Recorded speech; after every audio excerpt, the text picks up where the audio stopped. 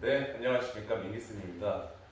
수능 주간이라고 해서 학교로 나오지 않고 이렇게 온라인 클래스로 영상을 보고 있죠.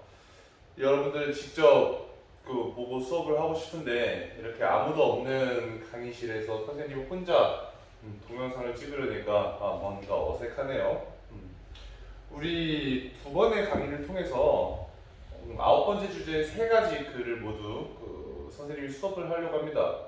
첫 번째 글은 소독약의 원리에 대한 글이고, 두 번째 글은 비행기의 착륙 원리에 대한 글, 그 다음에 세 번째 글은 롤스의 정의 이론에 대한 글을 수업하려고 합니다. 이 세 글을 수업하면서 가장 중점으로 삼을 것은 여러분들이 제일 어려워하는 것, 그리고 선생님이 제일 강조하고 싶은 것, 이것들로 이제 수업 내용을 준비했으니까요. 여러분들 집중해서 그 동영상 강의 들어줬으면 좋겠습니다. 먼저 이 아홉 번째 주제 2페이지로 가봅시다. 이 페이지에는 소독약의 원리에 대한 글이 나옵니다. 첫 번째 줄부터 민기쌤이 읽어볼게요. 가벼운 찰과상으로 피부 표피에 상처가 나면 소독약을 이용해서 소독을 하게 된다. 그 다음 줄에 그 소독약의 여러 가지 중에서 과산화수소랑 포비돈 아이온이 있다고 해요. 그죠? 이 과산화수소, 포비돈 아이오딘 이렇게 두 가지가 글 전체에서 나오는 소독약의 전부입니다. 이 두 번째 문단에서 과산화수소에 대한 이야기가 나오고 세 번째 문단에서부터는 쭉 포비돈 아이오딘에 대한 설명이 나오죠. 두 번째 문단으로 갈게요. 과산화수소는 산소 원자를 분해하는 과정을 통해서 상처를 소독한다. 과산화수소가 어떻게 이루어져 있는 거냐면 물 분자에다가 산소 원자 하나 더 붙은 거 있죠. 이것이 과산화수소가 된다고 합니다. 이렇게 과산화수소가 된다고 하는데, 그런데 과산화수소를 상처 부위에 바르면 그 뒤에 어떻게 되어 있나요? 인체의 혈액이나 피부 속에 있는 카탈레이스라는 효소가 작용한다고 해요.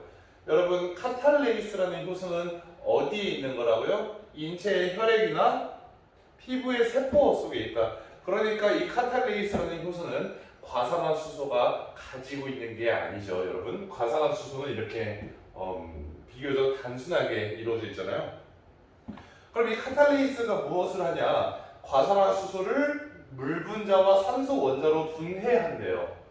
여기에 무엇이 쏙 들어간다고? 여기에 카탈레이스라는 효소가 들어간다고. 근데 이 카탈레이스가 어디 있는 거라고? 우리 신체에 있는 거라고 했습니다. 그렇죠? 그래서 요게 이렇게 작용을 하면은 뭐가 부서진다고 했죠? 이 물 분자랑 산소 원자로 이렇게 부서진다고 했습니다. 과산화수소가요. 그러면서 거품이 일어난다고 하죠.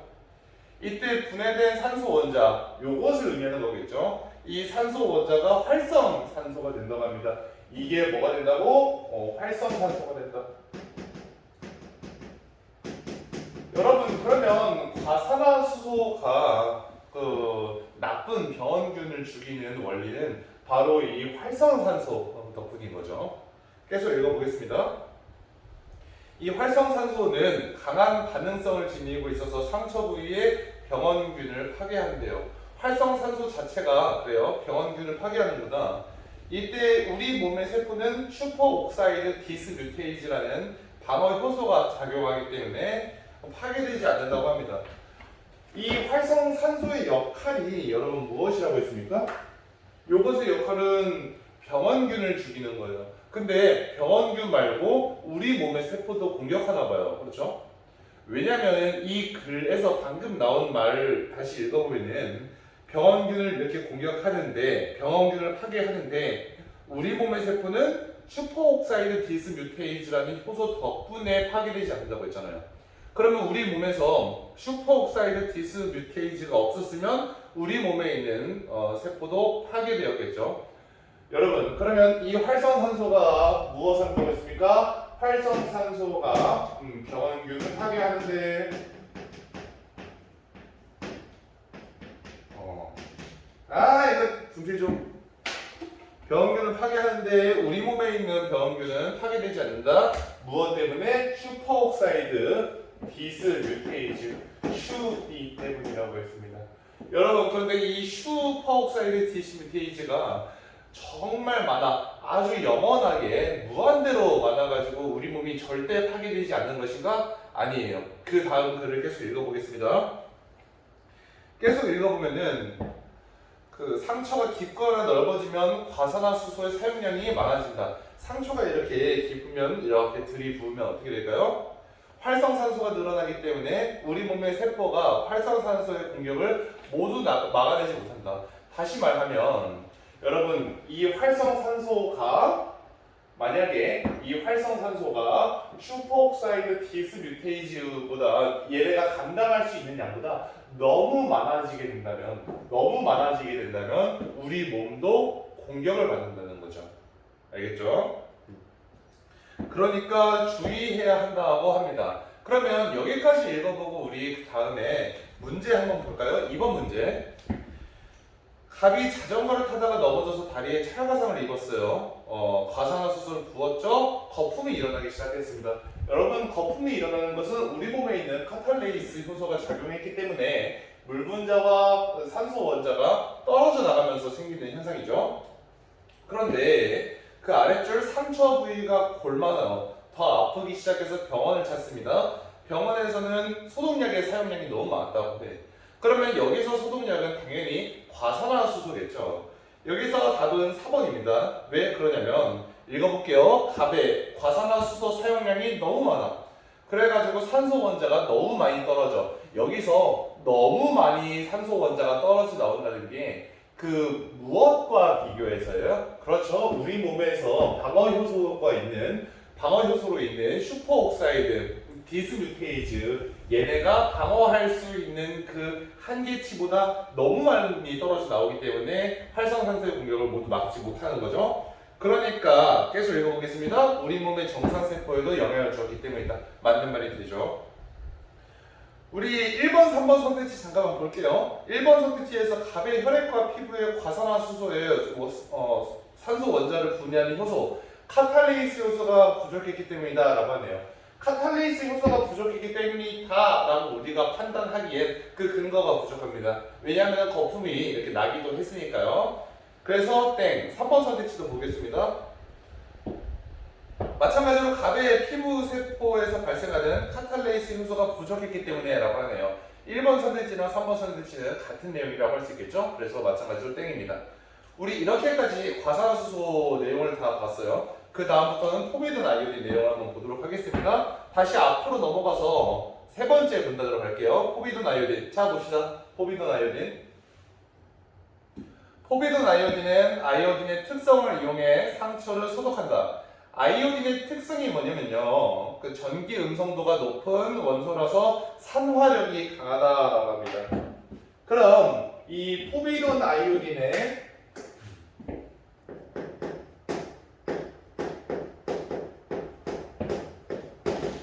아이오딘이 어떻게 우리 몸에서 소독 작용을 하는 거냐면 아이오딘 덕분이라고 하죠. 아이오딘의 특성 때문이라고 하잖아.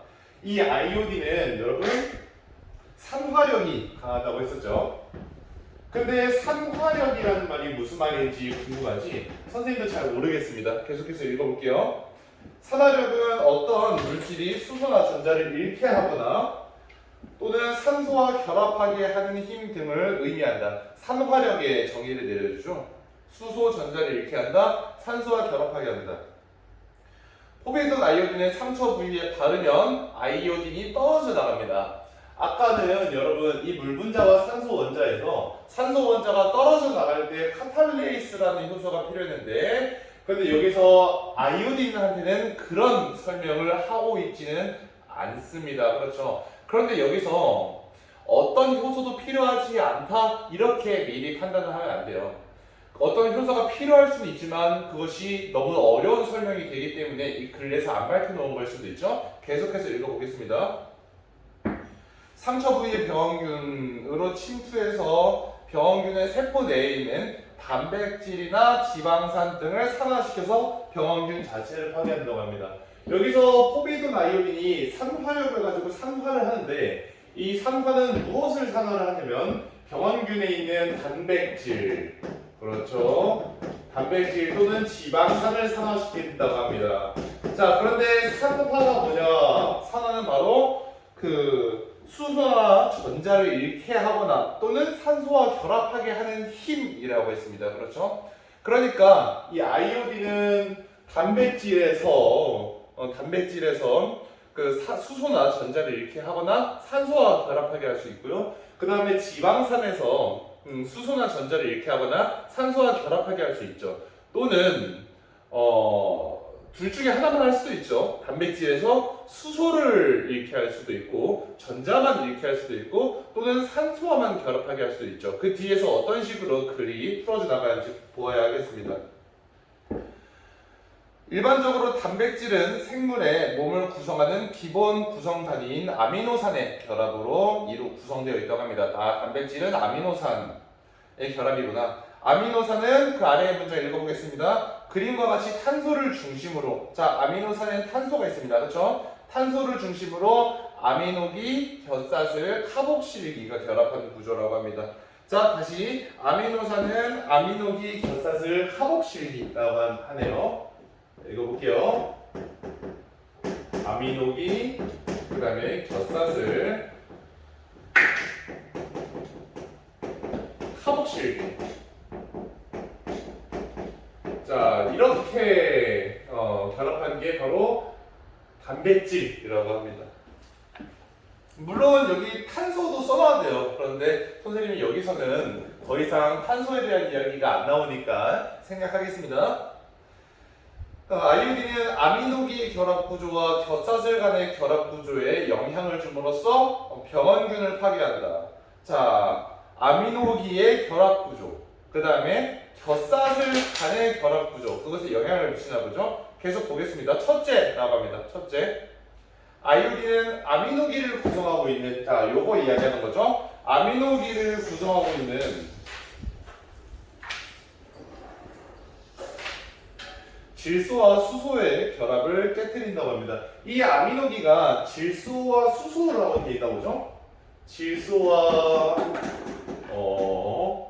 수소인데 이것이 결합이 되어 있다고 합니다. 근데 이 결합을 깨뜨립니다. 어떻게 깨뜨리는지 볼게요. 그것에 대한 설명 안 나왔죠? 그 질소와 수소의 결합을 깨뜨리는데 이렇게 결합을 깨뜨리게 되면 어떻게 된다? 병원균이 생명을 유지하는 데 필요한 구조 단백질이 파괴된다고 합니다. 여러분 보세요. 이 아이오딘이 여기에 있는 이 결합을 깨뜨리는데, 그렇죠?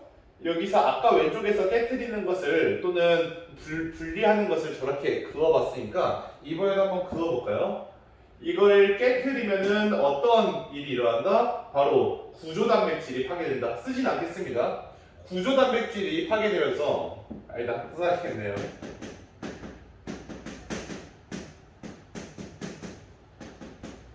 구조 단백질이 파괴되면서 그 뒤에 계속 읽어보면 병원균의 생명을 유지하는 데 필요한 이런 활동을 못하게 만드는 것 같군요. 그 다음 보겠습니다. 둘째, 아이오딘은 황과 수소의 결합에 영향을 준다. 갑자기 황과 수소의 결합이라고 하는데 아까는 아미노기를 건드린다. 아미노기를 구성하고 있는 질소와 수소라고 했는데 이번에는 그냥 황과 수소라고만 하네요. 그러면 이 황과 수소는 곁사슬인지 카복실기인지 그거 한번 보러 가야 하겠습니다. 아미노산의 종류는 곁사슬이 어떤 결합 구조를 이루고 있느냐에 따라서 결정이 된다고 합니다. 그러네요. 아미노산은 곁사슬이 결정하는 거구나. 여기까지 보고 잠깐 뒤에 문제 하나 볼까요? 1번 선택지 봅시다. 1번 문제 봅시다. 1번 문제에서 3번 선택지 보겠습니다. 1번의 답은 3번인데 아미노기의 결합 구조와 곁사슬의 결합 구조에 따라서 아미노산의 종류가 결정된다 라고 해요. 아미노산의 종류는 우리가 방금 본 거에 따르면 아미노기가 아니라 무엇만입니까? 곁사슬이죠. 그렇죠? 겹사슬이 어떤 결합 구조를 가지고 있느냐 이것만 보는 거였어요. 아미노기를 끼워 팔게 하면 안 되죠. 그러니까 일치하지 않는 것을 고르라는 문제니까요. 1번의 답은 3번이 되겠습니다. 나머지는 일치하는 거니까 그 안에서 한번 어디에 이런 내용이 있는지 찾아보기 바랍니다. 다시 아까 그 페이지로 가서 읽어보겠습니다. 황과 수소가 결합한 겹사슬을 가진 아미노산은 동일하게 황과 수소가 결합한 다른 이 아미노산을 만나서 서로 결합한대요. 다시 아미노산은요 겹사슬을 가지고 있는데 이 겹사슬이 황과 수소가 결합한 거라고 합니다. 여러분 이 겹사슬이 뭐라고? 겹사슬은 황과 수소라고 합니다. 황과 수소인데 그런데 이것을 잠깐만 선생님이 오른쪽에서 이야기를 하자면 이 아미노산의 경우에 겹사슬 이 C 아래에 R이 붙어 있는 게 보이죠 지금? 이 겹사슬이죠. 근데 이 겹사슬이 무엇과 무엇으로 이루어져 있다고? 황과 수소로 이루어져 있다고 했잖아. 그런데 이것이 무엇이랑 붙는다고 했습니까? 다른 아미노산, 이건 탄소 얘기하는 거예요. 다른 아미노산의 겹사슬. 이 겹사슬도 마찬가지로 황과 수소를 가지고 있죠. 여러분들 좀 이거에 대해서 좀 깊이 파보신 분이라면 다 알겠지만 겹사슬이 어떤 결합 구조를 가지고 있느냐에 따라서 아미노산의 종류가 달라진다고 했잖아요. 이 겹사슬 중에서는 황과 수소가 결합한 것도 있지만 황과 수소의 결합 말고 다른 결합을 가진 겹사슬들도 있습니다. 그러니까 다양한 아미노산이 있는 거겠죠. 그런데 어쨌든지 간에 황이랑 수소가 결합한 그 겹사슬을 가진 아미노산 있잖아요. 그 아미노산은 다른 아미노산을 만나야 돼. 왜냐하면 우리가 단백질은 아미노산으로 구성되어 있다고 했잖아. 그쵸? 그러면 아미노산이 이렇게 촘촘히 있는 게 단백질일 텐데 근데 그 아미노산이 어떻게 이렇게 손을 잡고 있는 거예요? 아미노산끼리 촘촘히 있으려면 손을 잡고 이렇게 있어야 되는데 그것이 손을 잡는 것은 바로 겹사슬끼리 손을 잡는 거죠. 겹사슬은 황과 수소로 이루어져 있는데 그런데 이 황과 수소가 이 글에 따르면 이황화 결합을 하죠. 자, 그 이황화 결합을 한 게 바로 이 부분입니다. 요 부분 여기서 이황화 결합이라는 걸 하는데 글 계속 읽어보겠습니다. 이황화 결합은 황이 수소와 결합하면서 사용한 전자 이외에 여분의 전자가 있을 때 이루어진다. 여기서 황이랑 수소가 결합하는데 필요한 접착제가 있네. 그치? 접착제가 전자네. 근데 그 전자 말고 여분의 접착제가 있어야 이렇게 다른 황과 수소랑 딱 이어지나 보죠. 그죠? 근데 아까 산화력이 무엇이라고 했습니까? 산화력은 수소를 빼앗거나 전자를 빼앗거나 산소와 결합하게 하는 힘이라고 했죠. 그럼 여기서 전자를 빼앗는 짓을 하는 거네요 지금. 그쵸? 이렇게 전자를 빼앗게 되면은 요것이 깨지게 되는 거야. 그쵸? 깨지게 되면은 얘네들은 이황화 결합을 하지 못하죠. 전자가 부족하니까 이황화 결합이 이루어지지 못하죠. 왜냐하면은 전자가 너무 부족해지다 보면은 황이랑 수소가 결합하고 있는 것만 해도 숨이 차게 되니까요. 그러면 계속 읽어보겠습니다. 자, 그래서 단백질의 구조를 불안정하게 한다라고 하네요. 여기서 이 겹사슬 황과 수소가 그 2배가 되는 것을 막습니다. 그렇죠? 이렇게 막아버리면은 단백질의 구조를 불안정하게 한다. 이렇게 볼 수가 있겠습니다. 맞죠? 그 다음 아이오딘이 지방산을 산화시키는 과정이라고 계속 뒤에서 나옵니다, 여러분. 그런데요, 이 지방산을 산화시키는 과정은요, 선생님이 잘 들으세요. 평가에서 제외하였습니다.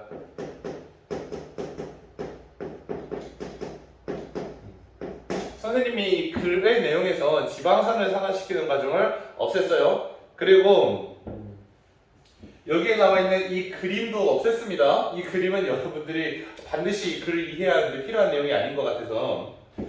자, 그러면 그 뒤에 지방산을 산화시키는 과정은 더 이상 읽지 않아도 되겠죠? 우리 문제 풀러 갑시다. 3번 문제 보러 갑시다. 기억에서 디귿에 아이오딘이 미치는 영향에 대한 설명으로 적절하지 않은 거라고 하네요. 그런데 기억은 뭐냐면 질소 수소 결합, 요거. 니은은 황광수소의 결합. 그 다음에 디귿은 지방산에 대한 이야기입니다. 자, 여기서 답은 4번입니다. 답이 왜 4번이냐? 기억이랑 니은에 공통적으로 존재하는 탄소에 산소가 결합하여 아미노산의 구조에 변화를 준다. 자, 여러분, 여기서 산화력의 정의를 한 번 더 활용하면서 선택지를 구성하고 있는 거 보세요.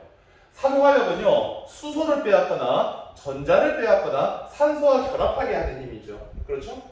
그런데 4번 선택지는요, 여기랑 여기에서 산소가 결합한다라고 하고 있어. 그런데 글의 내용에서는 여기랑 여기에서는 산소 결합이 아니야. 여기랑 여기에서는요, 수소를 빼앗거나 전자를 빼앗거나 빼앗는 활동을 하고 있는 거죠. 그리고 여기서 기억과 니은에 공통적으로 존재하는 탄소라고 하는데 탄소를 건드리는 내용은 나오지도 않았어. 두 가지 문제가 있어서 4번 선택지는 틀리게 됐습니다. 자, 그러면 우리 3번 문제에서 다른 선택지 한 번만 볼게요. 1번 선택지 봅시다.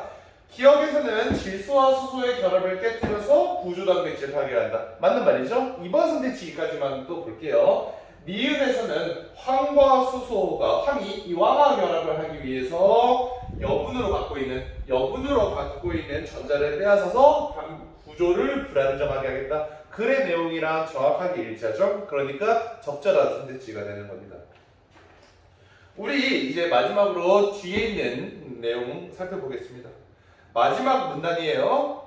아이오딘을 사용할 때 유의해야 할 점이 있습니다.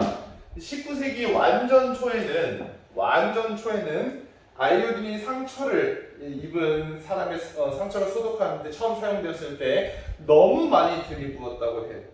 그래서 병원균이랑 피부세포를 가리지 않고 파괴하는 부작용이 있었다고 합니다. 그런데 이 부작용을 좀 해결하기 위해서 어떻게 했냐? 그 상처를 치료하는데 필요한 양이라도 아이오딘이 한꺼번에 방출되면 안 돼. 자, 여기서 중요한 게 뭐라고요? 아이오딘의 부작용 이야기를 하고 있습니다. 여기에다 써볼게요, 여러분. 아이오딘의 부작용을 막기 위해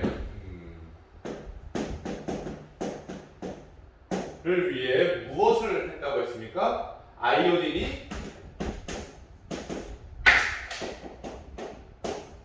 한꺼번에 방출되지 않도록 이라고 했네요.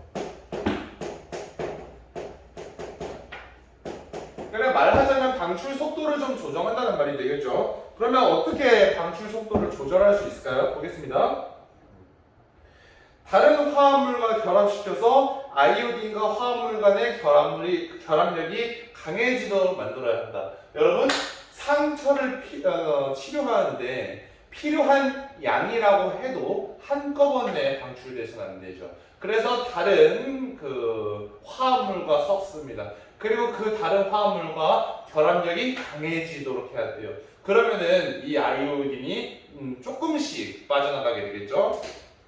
그 내용입니다. 이때 아이오딘이랑 결합하는 화합물로 주로 사용하는 게 포비돈이다. 왜냐하면 포비돈은 독성 자극성 낮고 안정성은 높다고 하네요. 그래서 포비돈 아이오딘 이렇게 결합을 통해서 서서히 방출하면은 신체 파괴 안 하고요. 그 다음에 통증과 자극을 줄일 수 있는데 뒤에 아이오딘의 상처 부위에 바르는 것은 주의가 필요하고 신장 기능이 약한 사람들은 사용하지 않는 것이 좋다. 여러분, 여기서 그 아이오딘 사용할 때 주의점을 이야기하고 있습니다.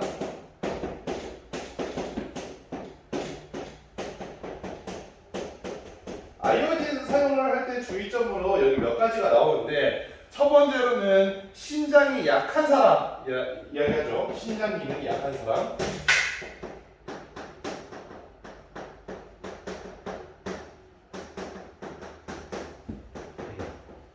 이렇게 신장 기능이 약한 사람은 사용하면 안 돼. 왜냐하면은 그 뒤에 바로 이유가 나오죠. 이유.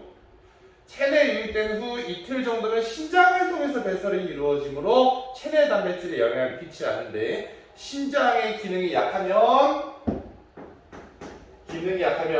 아이오딘의 배설이 원활하지 않고요. 그래서 어떤 일이 생긴다고 합니까? 체내 단백질에 영향을 끼칠 수 있는 거죠. 체내 단백질에 영향을 줄 수 있다인데 여기까지만 쓰겠습니다. 그 다음에 또한 소량의 아이오딘이라고 해도 인체의 기초대사를 조절하는 갑상선 호르몬에 직접적인 영향을 주기 때문에 갑상샘 기능이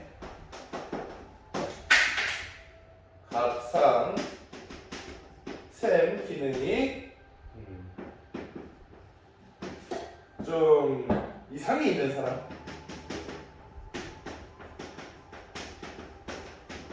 사람은 사용하면 안 됩니다. 그 이유가 뭐라고 했습니까? 그 이유는 소량의 아이오딘이라도 갑상샘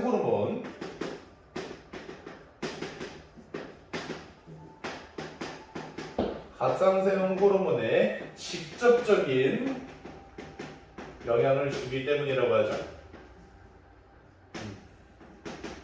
자, 그 이유는 갑상샘 호르몬에 직접적인 영향을 주기 때문이다. 이렇게 아이오딘 사용 시 주의점을 이 글에서 안내하고 있습니다. 여러분, 이 주의점을 잘 보세요. 신장 기능이 약한 사람은 사용 시 주의해라. 이유 보이죠? 갑상샘 기능에 이상이 있는 사람은 주의해라. 이유 보이죠? 요거는 서술형 문항 출제를 하였습니다.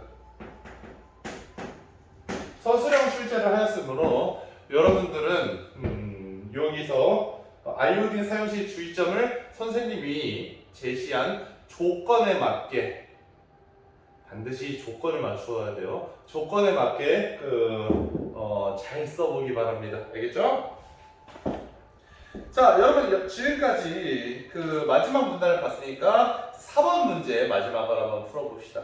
4번 문제로 가볼게요. 뒤에 3페이지 4번 문제로 가보면 A의 이유라고 하네요. A의 이유는 아이오딘에 의한 통증과 자극을 줄일 수 있어. 뭐 하면 포비돈과 결합하도록 해서 그 결합력을 강하게 하면 통증과 자극을 줄일 수 있어. 왜 통증과 자극을 줄일 수 있어요? 우리 몸에 단백질에 영향을 주는 것을 줄일 수 있어. 왜 그렇습니까? 아이오딘의 방출 속도를 느리게 하기 때문이죠.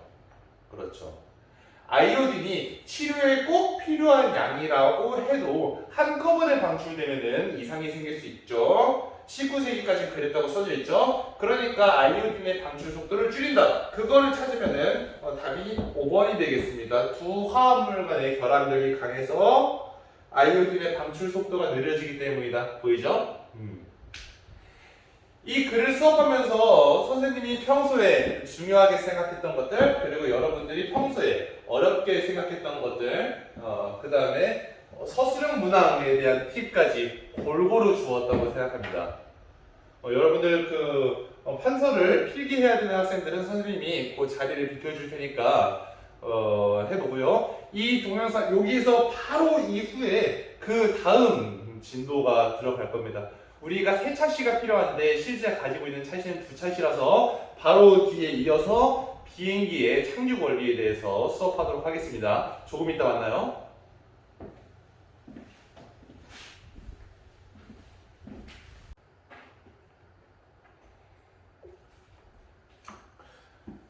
네, 선생님 바로 왔습니다. 지금은 10페이지에 있는 비행기의 착륙 원리 해볼게요. 오늘은 여기서 비행기 착륙 원리 중간까지 선생님이 영상을 딱 끊고 그 다음에 다음 동영상에서 나머지 그 부분이랑 함께 롤스의 정의이론을 수업해 보겠습니다. 첫 번째 문단으로 갑시다. 비행기가 착륙을 위해 일정 고도보다 아래로 내려오면서 강하 비행을 하고 있는 상태일 때 곡선 형태로 비행을 한다라고 합니다. 이 곡선 형태로 비행의 지금 기억이 걸려있죠. 뒤에 보니까 문제도 있고요. 왜 곡선 형태로 비행하는지에 대한 문제입니다. 글을 읽어보면서 같이 파악해봐요. 일반적으로 안전하게 착륙하려면 활공각은 최소로 유지하는 게 좋고 활공비는 최대로 유지하는 게 좋다고 합니다. 활공각이 최소가 되어야 한다고 하는데 그 뒤에 바로 활공각에 대한 이야기가 나옵니다. 활공각은 비행기가 강하를 시작하는 고도의 지점으로부터 비행기가 활주로에 접지하는 그 지점까지 강한 이동 경로와 활공 거리가 이루는 각을 의미한다. 자, 이렇게 삼각형을 그려보면요. 비행기가 여기서 내려가고 있다고 해봅시다. 여기 비행기. 비행기가 지면에 접지하기 위해 이렇게 비행을 하고 있다고 해봅시다. 그러면 여기 비행을 하고 있을 때 여기가 강한 고도가 될 거고요. 어쨌든 여기는 고도죠. 비행기 현재 고도. 그 다음에 강하를 시작하는 고도에서 활주로에 접지하는 지점, 여기가 바로 활주로에 접지하는 지점이라고 해봅시다.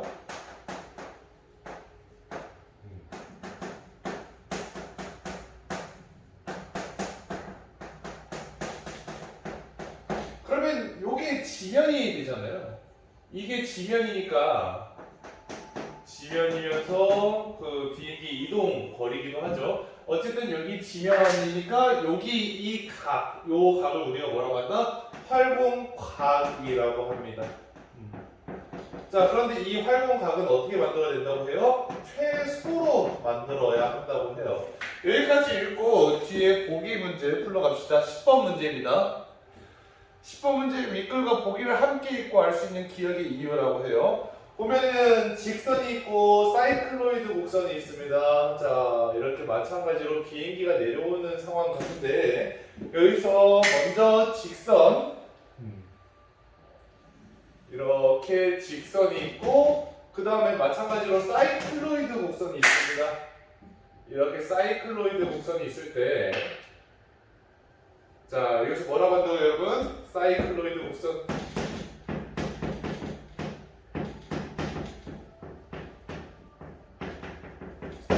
그러면 읽어보겠습니다. 비행기가 강화할 때는 직선 형태가 아니라 사이클로이드 곡선 형태로 비행하면서 강화한다. 사이클로이드 곡선 형태는 위에서 일정 지점까지는 일정 지점은 이 정도 되겠죠. 일정 지점까지는 지면과 이루는 기울기가 더 크다라고 되어 있습니다. 그러니까 지면이 여기니까요, 여러분. 이 지면과 이루는 기울기라고 하면은 점을 찍어보면은 이렇게 된다고 했을 때 요 기울기가 여기까지 더 크죠. 그렇죠? 이 사이클로이드 곡선이. 그런데 어느 정도까지 내려오게 되면 여기라고 생각합시다, 여러분. 여기라고 생각하면은 이 기울기가 더 작아지게 됩니다. 사이클로이드 곡선은 어느 순간까지는 직선보다 기울기가 더 크지만 그 지점을 지나게 되면은 직선보다요 지면과 이루는 기울기가 더 작다고 하죠. 여기까지 읽고 벌써 문제가 끝나게 됩니다. 비행기가 기역, 곡선 형태로 비행을 하는 이유는 사이클로이드 곡선 형태로 비행을 하기 위함인데 그런데 이렇게 사이클로이드 곡선 형태로 비행을 하면은 어느 지점 이후부터는 지면과 이루는 기울기인 활공각을 더 줄일 수 있기 때문이다. 그럼 답은 3번이죠. 3번 선택지 쌤이 한번 읽어보겠습니다. 일정 지점을 지난 이후에 지면과의 기울기가 완만해져서 활공각을 줄일 수 있기 때문이다. 답이 바로 보이시나요? 자, 그러면 앞에 계속 읽어보겠습니다. 세 번째 줄부터 활공각에 대한 설명이 났습니다. 그러면 다섯 번째 줄 활공비 이야기가 나오죠. 활공비는 비행기의 활공거리를 여기서 활공거리를 여기라고 하네요. 활공거리. 비행기의 활공거리를 비행기가 이동하는 동안 강한 고도차로 나눈 값을 의미한다. 그리고 활공각을 최소로 활공비를 최대로 하려면 야광비를 최대로 유지해야 된다고 합니다. 다시 여기다 써보겠습니다. 활공각을 최소로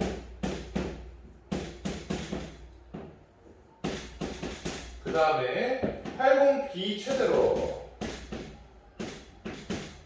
하려면 그러면 무엇이 최대가 되어야 된다고 하나요? 양항비가 최대가 되어야 된다고 하죠. 이게 먼저 만족이 되어야 이렇게 된다고 하네요. 계속 읽어보겠습니다. 활공각과 활공비를 결정한 데 영향을 주는 양항비는 양력과 항력의 비로 나타낸다고 합니다. 여기서 양력은 비행기를 수직으로 상승시키는 힘이고 항력은 비행기가 비행하는 방향과 반대 방향으로 작용하는 힘이다. 양력과 항력에 대해서 간단하게 설명을 하고 있어요. 그 다음 양력이 고정되어 있을 때 항력이 커지면 양항비는 작아진다. 그리고 그 다음에 그 뒤 얘기에서는 반대 얘기를 하고 있죠. 여러분 양항비는 양력과 항력의 비라고 했습니다. 양력과 항력의 비인데 양력이 고정되어 있을 때 항력이 커지면 양항비가 작아진다고 합니다. 그러면 여러분 여기서 이 양항비는요 양력에 비례하고요. 그 다음에 항력에 반비례하게 되겠죠. 양력에 비례하고 항력에 반비례한다. 왜냐하면 양력이 고정되어 있을 때 항력이 커지면 그러면 양항비가 작아진다라고 했잖아. 자, 그러면 항력이 커지면 양항비가 작아지는 거니까 하나는 올라갈 때 하나는 내려가는 관계죠. 그러니까 반비례입니다. 그런데요, 양항비는 양력과 항력의 비라고 했잖아요. 그래서 비는 나누는 것을 의미합니다. 그러니까 우리 양항비는 어떻게 다시 표현을 할 수가 있냐면요. 양항비는 바로 양력을 항력으로 나누는 값이겠구나. 이렇게 분석을 해볼 수가 있겠습니다. 알겠죠?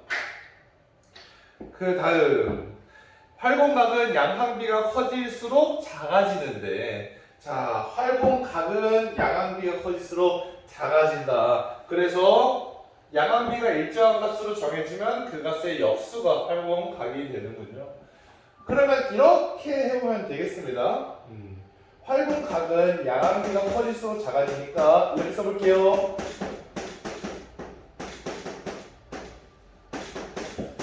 양항비에 반비례한다. 이렇게 볼 수가 있겠습니다. 우리 이 정도만 해도 문제를 풀 수 있는 게 있는데 아니에요. 조금만 더 읽어갈게요. 자, 그 다음 읽어보겠습니다. 양력은 일반적으로 비행기의 무게에 작용하는 중력과 거의 비슷하다. 그러니까 비행기의 무게가 클수록 커지고 항력은 비행기의 속력이 클수록 커진다. 이거는 여기에 따로 써두진 않겠지만 비행기의 무게, 그 다음에 비행기의 속도 이것이 각각 양력과 항력과 관계가 있음을 알 수가 있죠. 둘 다 비례관계인 겁니다. 그 다음 따라서 비행기 속력과 무게에 따라서 양항비가 결정되고 이를 바탕으로 활공각이 결정됩니다. 여기서 활공각은 양항비에 반비례하다가 양항비가 한 값으로 정해지면은 그 값의 역수라고 했으니까요. 그 다음 양항비는 비행기 날개의 받음각에 따른 양력 개수에 영향을 받는다. 이 친구는 양력 개수에 영향을 받는다. 근데 양력 개수는 받음각에 따른이라고 하네요. 그러면 이거 한번 보겠습니다. 받음각이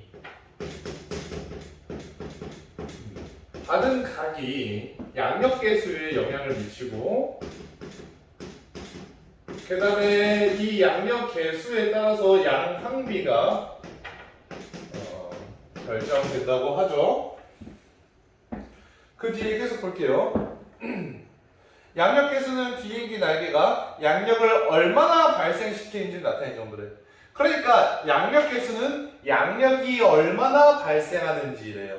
양력 개수는 양력이 얼마나 발생하는지. 그러니까 양력 개수가 높다면 비행기 날개에서 양력이 많이 발생하고 있다고 하는 겁니다. 아까 읽어본 것은 비행기의 무게에 따라서 비행기의 양력을 우리가 알아볼 수 있었잖아요. 그런데 이번에는 비행기 날개 받음각 뜻 보세요.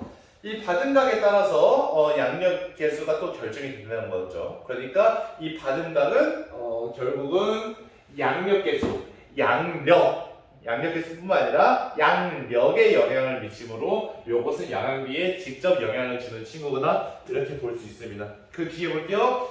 비행기의 날개 받은 각이 증가할수록 양력 개수는 증가하다가 특정한 받은 각에 도달하면 양항비를 최대로 얻을 수 있어. 여기서 받은 각이 증가할수록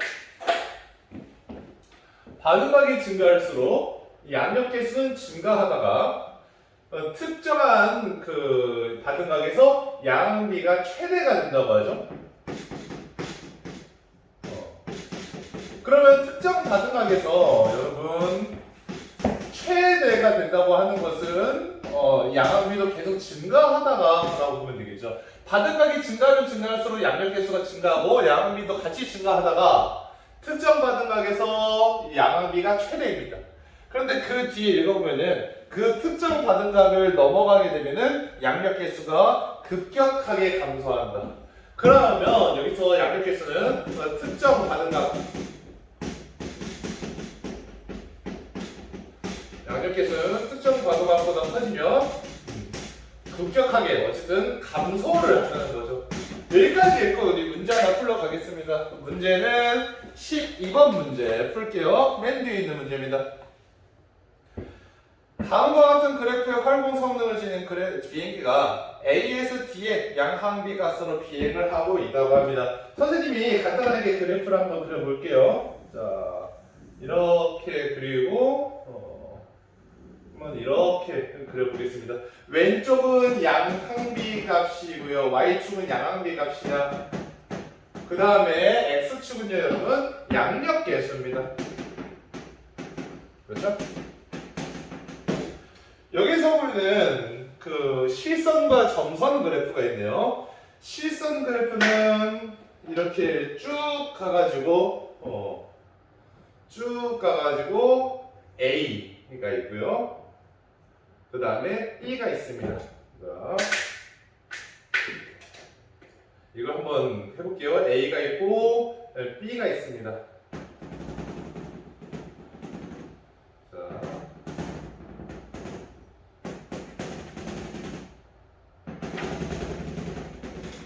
그 다음에 그 아래 보면 점선 그래프가 있어요. 점선 그래프 빨간색 분필로 그려보겠습니다. 자, 요거는 이쯤에 C가 있네요. 여기에 D가 있고 이렇게 가봅시다. 자, 그래서 여기에 D가 있습니다. 여기에 C가 있어요. 마찬가지로 이렇게 해보겠습니다. 그 다음에 C는 이렇게 돼 있죠. 자, 이렇게 돼 있네. 그러면 그 뒤에 단, 속도나 속력과 같은 비행과 관련된 모든 조건들은 모든 상황에서 동일하게 작용하고 있다고 가정한다 라고 합니다. 그럼 1번 선택지, 비행기가 A의 상태일 때는 C의 상태일 때보다 활공각이 작겠군 이라고 하네요. A랑 C랑 비교했을 때 A랑 C는 활공각이 작겠군. 자, A의 양항비를 보겠습니다. A의 양항비는 여기 보세요. 양항비가 여기니까 A의 양항비는 뭡니까? 요거죠. 여기 선생님 써볼게. A 양항비라고 써보겠습니다. 영상에서는 안 보일 수도 있겠네요. 글씨가 작아가지고. 그 다음에 C 양항비 비교해보겠습니다. C 양항비는 왼쪽으로 가서 여기 있습니다. 그렇죠? C의 양항비가 여기 있어요. 자, 여러분 그러면 A의 양항비랑 C의 양항비 중에서 무엇이 더 크죠? 그렇습니다. A의 양항비가 더 커요. A의 양항비가 더 큰데 활공각은 양항비에 반비례하게 됩니다. 그러면 A의 양항비가 C의 양항비보다 더 크다는 것은 활공각은 A의 양항비가 C의 양항비보다 더 작다는 소리가 되겠죠? 그러면 1번 선택지가 맞는 말이 되네요. 이런 식으로 푸는 겁니다. 2번, 4번, 5번 해볼게요. 그러니까 2번 해보고 나머지는 여러분이 해보기 바랍니다. 자, 비행기가 A의 상태일 때는 B의 상태일 때보다 비행기에 작용하는 항력이 작겠군이라고 합니다. 자, A랑 B를 비교하면 여기서 B의 양항비를 체크해 봅시다. B의 양항비 여기네요. 그쵸? 그러면 A 양항비보다 B의 양항비가 더 작습니다. A의 양항비보다 B의 양항비가 더 작아요. 그럼 선생님이 여기다가 한번 써보겠습니다. 양항비를 비교해 봤을 때 A가 B보다 더 큽니다. 그런데 아까 양항비는 무엇과 무엇의 비라고 했었죠? 그렇죠. 양항비는 바로 양력과 항력의 비입니다. 양력이 분자로 들어가 있고 항력이 분모로 들어가 있어요. 그러면 양항비를 이렇게 따져볼 수 있다는 것은 A에 있어서 항력분의 양력, 이것이 무엇보다 더 크다는 겁니까? B에 있어서 항력분의 양력보다 더 크다는 겁니다. 그렇죠? 여기까지 모두 이해했죠? 이 상황에서 또 비교할 수 있는 게 있어요. 자, 여러분, 양력 계수가 X축에 있네요. 양력 계수는 비행기 날개가 양력을 얼마나 발생시키고 있는지를 알 수 있게 해주는 계수. 양력 계수는 양력과 직접적인 비례관계가 있습니다. 그러면 여기서 A랑 B의 양력 계수를 비교해 봅시다. 선생님 여기다 파란색으로 써보겠습니다. 이게 A의 양력 계수네, 그치? 이게 A의 양력 계수고 여기 오른쪽에 있는 게 뭐예요? 바로 B의 양력 계수입니다. 왼쪽이 A 양력 계수고 오른쪽이 B의 양력 계수입니다. 어떤 양력 계수가 더 크죠? 당연히 B 양력 계수가 더 큽니다. 그러면 이때 날개에서 날개에서 발생하는 양력은 어떤 게 더 큰 거예요? B 상태가 날개에서 발생하고 있는 양력이 더 큰 겁니다. 여러분 아까 양력에 영향을 미치는 게 두 가지가 있다고 우리가 확인을 했습니다. 첫 번째는 양력은 비행기에 작용하는 중력과 거의 비슷하므로 비행기의 무게와 비례한다. 이걸 우리가 파악했죠. 두 번째로는 양력에 영향을 미치는 것은 비행기의 받음각입니다. 그런데 여기에 보기 박스의 조건에 어떻게 달려있어요? 비행과 관련된 모든 조건들은 동일하다. 그러니까 무게가 동일하다고 봐야 돼. 무게가 동일하기 때문에 양력을 결정짓는 두 가지 중에서 한 가지가 없어진 겁니다. 나머지 한 가지는 받음각이죠. 그러면 이 받음각에 따라서 B가 더 양력을 많이 만들어내고 있으니까 이 비행기에서 A 상태일 때와 B 상태일 때 어떤 경우가 더 양력이 큰지를 직접 비교할 수 있습니다. 바로 B가 더 양력이 크게 되겠죠. 그럼 B가 더 양력이 크다라고 봤을 때 우리 이것을 조금 수정해 볼 수 있어요. A의 경우에 항력분의 양력에서 A의 양력이 좀 더 작으니까 작은 양력이라고 보면 됩니다.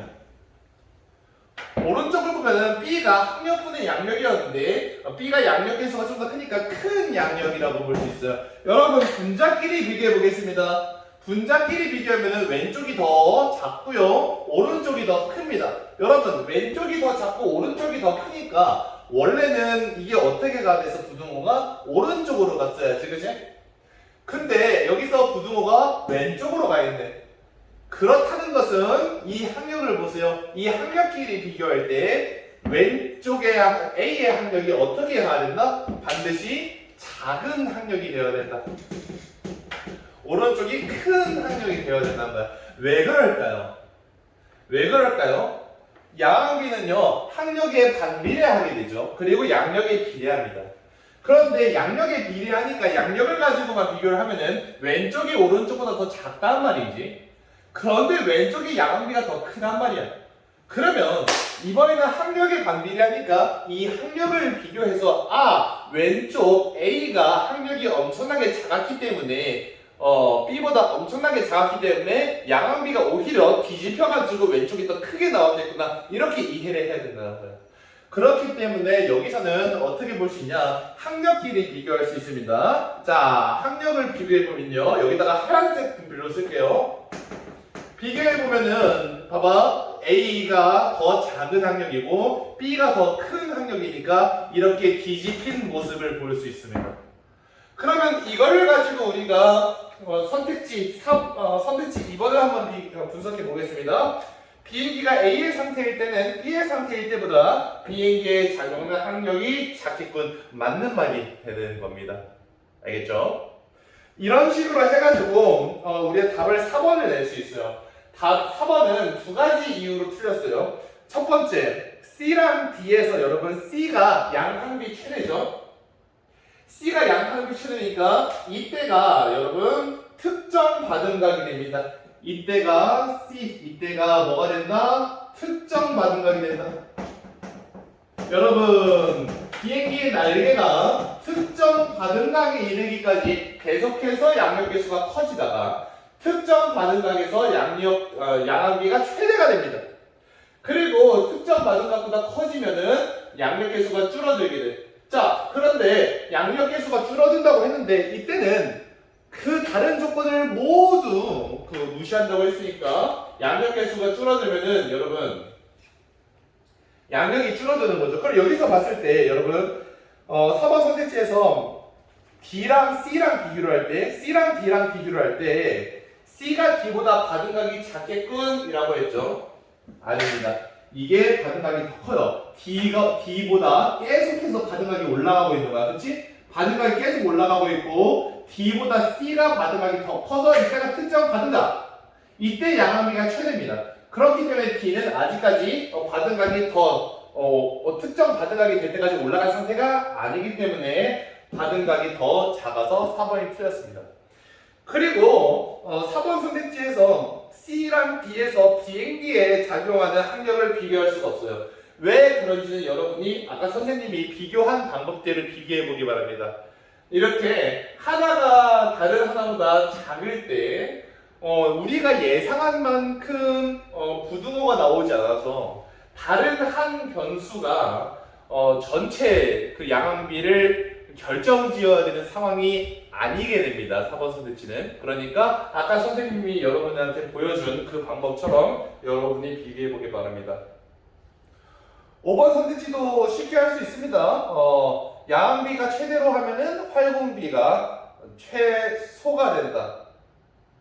그럼 D랑 C 중에서 D랑 A 중에서 A가 양항비가 최대니까 A가 활분비가 더 작게 됩니다. 이거는 쉬운 거니까 5번 선택지도 여러분이 직접 보기 바래요. 우리 이렇게 두 문단을 봤고요. 네. 다음 동영상에서 나머지 문단을 보면서 나머지 문제 한 문제, 두 문제 이것을 풀어보도록 하겠습니다. 알겠죠? 다음 시간에 봅시다.